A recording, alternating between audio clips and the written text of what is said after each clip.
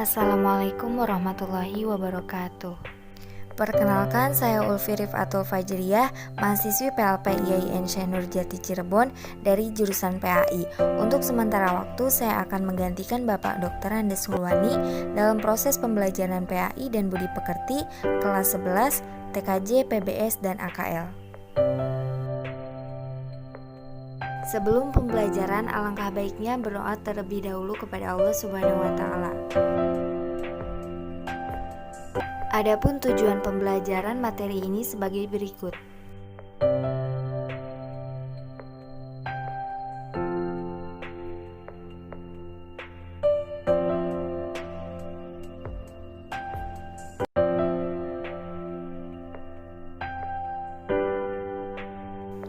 Langsung saja kita telah sampai pada materi wahyu Allah berupa kitab dan suhuf.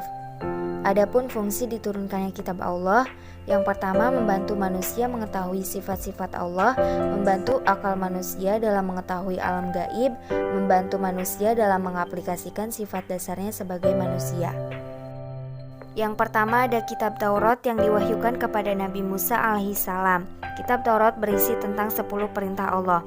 Perintah mengesahkan Allah, larangan menyembah berhala, larangan menyebut nama Allah dengan sia-sia, menyucikan hari Sabtu, menghormati ayah dan ibu, larangan membunuh sesama manusia, larangan berzina, larangan mencuri, larangan menjadi atau bersaksi palsu, larangan mengambil hak milik orang lain. Yang kedua ada kitab Zabur yang diwahyukan kepada Nabi Daud alaihissalam untuk disampaikan kepada umatnya Bani Israel. Ajaran di dalam kitab Zabur adalah tentang kumpulan syair dan pujian kepada Allah Subhanahu wa Ta'ala, doa, zikir, nasihat, dan kata-kata yang penuh hikmah. Kitab Injil adalah kitab yang diwahyukan kepada Nabi Isa alaihissalam.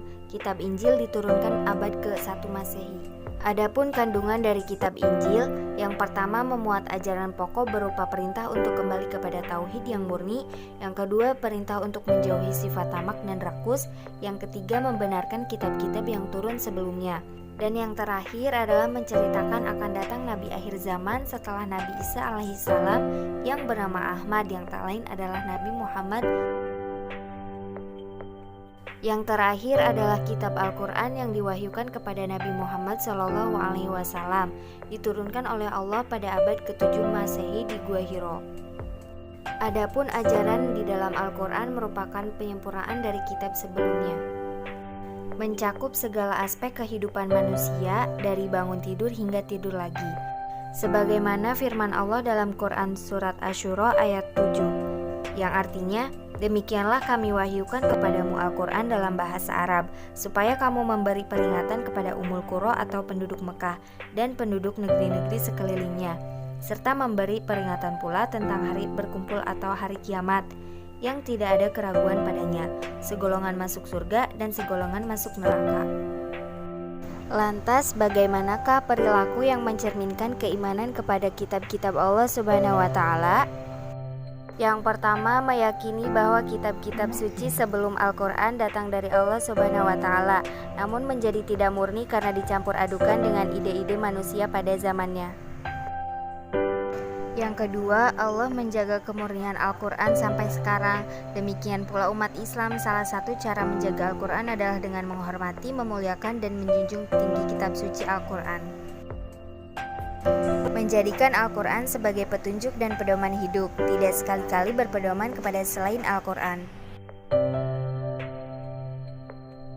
Berusaha membaca Al-Quran dalam segala kesempatan, baik suka maupun duka. Selanjutnya, belajar memahami arti dan isinya.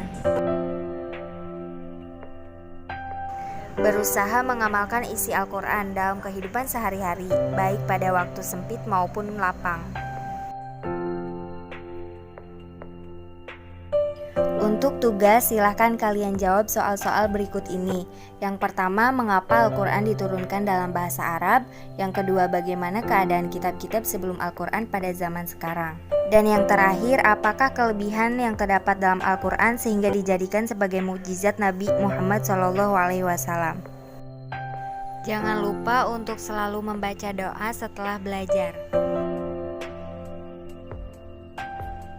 Mungkin cukup sekian pembelajaran kita kali ini, kurang lebihnya mohon maaf. Wabillahi taufiq wal hidayah. Wassalamualaikum warahmatullahi wabarakatuh.